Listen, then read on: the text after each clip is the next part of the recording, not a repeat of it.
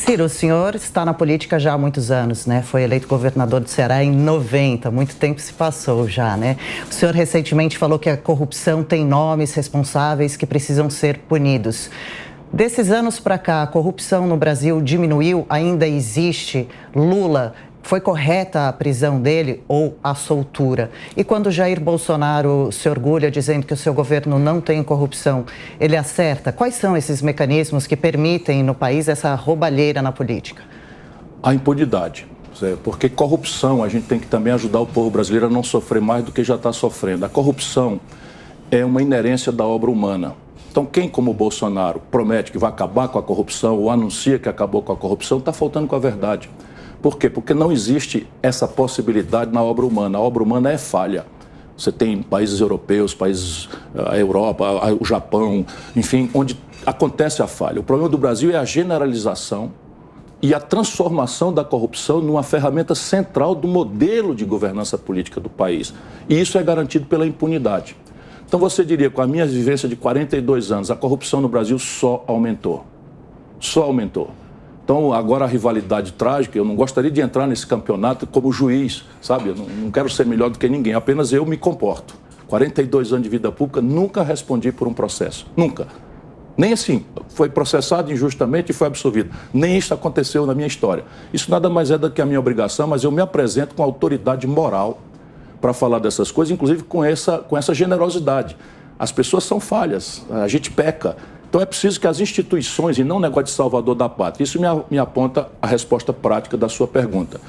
A corrupção no governo do PT foi, como eu lhe disse, transformada numa ferramenta central do modelo de governança.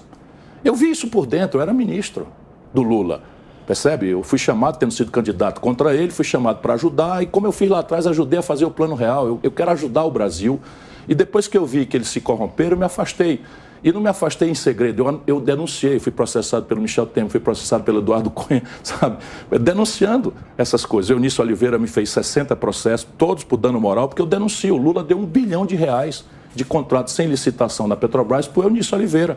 Com quem que o Lula está hoje? Com o Eunício Oliveira. Percebe? Nós vimos chocados, especialmente imagina na cabeça de um jovem, sabe, pobre, com vontade de consumir o tablet, o celular, o smartphone e não ter dinheiro, o pai e a mãe faltando comida em casa, liga a Jovem Pan e aí vê aquela mala de dinheiro, 51 milhões, te lembra? Né? A fotografia do Gedel e tal, com aquela fotografia, isso destrói a confiança da população na linguagem da democracia, que é a política. Sabe com quem o Lula está agarrado hoje? Com o Gedel Vieira Lima. Percebe? Isso não é possível. Aí diz, não, mas o Bolsonaro, olha, o Bolsonaro foi eleito como um protesto contra essa percepção da população brasileira correta de que a corrupção virou um elemento orgânico ao modelo de poder do PT. Porém, infelizmente, o Bolsonaro rendeu-se, se acertou com essa mesma gente. Chega a ser caricato. Vamos pegar aqui, Roberto Jefferson. É caricato, as pessoas nem sequer conhecem, mas olha no Google, meu irmão. Roberto Jefferson fez o discurso de defesa do Collor na sessão do impeachment. Era o agressivo defensor do Collor. Aparece no escândalo do Mensalão, o Lula deu os correios para ele roubar e detonou o escândalo do Mensalão. E agora aparece preso porque defendeu agressivamente o Bolsonaro. Compreende? Aí vamos lá, o Valdemar Costa Neto, o Lula deu o DENIT para ele roubar, ele foi condenado. Eu não estou sendo caluniador, nem estou querendo trazer o Valdemar Costa Neto, que tem direito de, já pagou sua pena, de voltar. Estou só dizendo na política como é que as coisas são. Valdemar Costa Neto foi condenado e preso no escândalo do Mensalão do Lula. Quem é o presidente do partido do Bolsonaro hoje? É o Valdemar Costa Neto. Ou a gente acorda para isso, ou nós vamos cair naquela definição de insanidade do Einstein, maior cérebro da idade moderna do Brasil, do mundo, que dizia a definição de insanidade é você repetir as mesmas coisas e esperar resultado diferente. Ô, irmão, vamos mudar.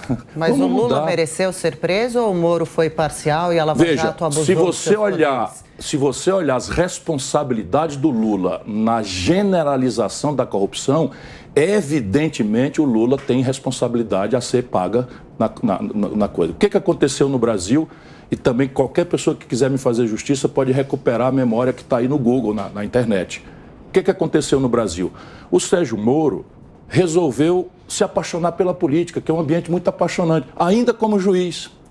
E aí abandonou o lugar de juiz, que é o lugar da isenção, da severidade, de falar nos autos, de perseguir a presunção de inocência, o amplo direito de defesa, a contradição e qualificar as provas para fazer uma sentença irrespondível.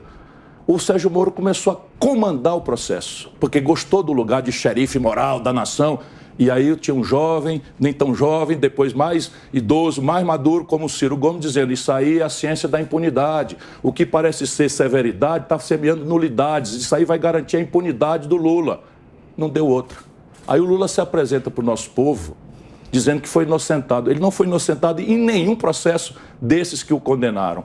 O que aconteceu? Como em qualquer brasileiro, se você tiver, não é, um bom advogado, um país que ridiculamente garante 4 graus de jurisdição nos crimes comuns, mais a revisão penal, com uma lei que diz que quando você fizer 75 anos, você não é mais condenado. Então, os processos do Lula, nenhum deles foi absolvido. Nenhum. Apenas foram arquivados porque o Lula atingiu 76 anos de idade. Mas quem semeou a nulidade, os erros dos processos que deixaram esse processo todos prontos para serem anulados, foi o Sérgio Moro.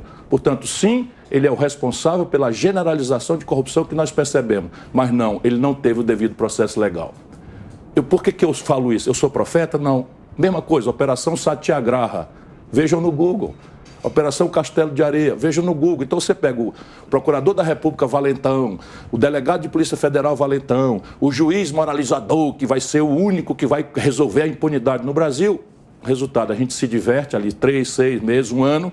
Quando a novela perde a graça, tudo é anulado e os criminosos são garantidos na sua impunidade.